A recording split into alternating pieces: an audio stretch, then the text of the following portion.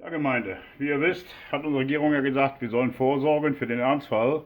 Da ich überhaupt keinen Bock habe, irgendwie einkaufen zu gehen und zu hamstern, habe ich in der Firma einfach mal den Drucker umprogrammiert, mich auf drei wesentliche Sachen konzentriert. Ich zeige euch das einfach mal.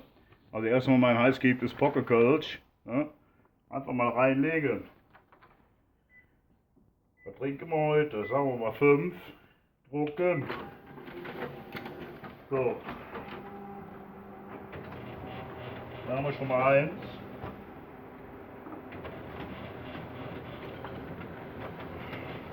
Zwei. Geht doch. 3. 4. Naja. Und natürlich das 5.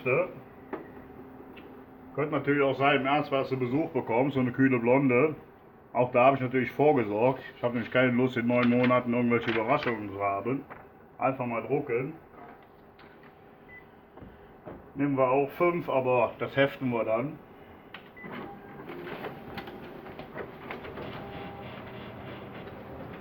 Ja. Okay, auch gepasst, ne?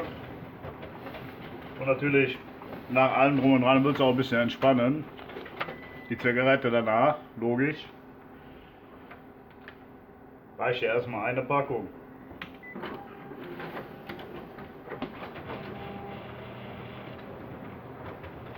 Ja. Dann würde ich sagen, Katastrophe kann kommen. Ich wünsche euch ein schönes Wochenende. Malet gut. Ciao.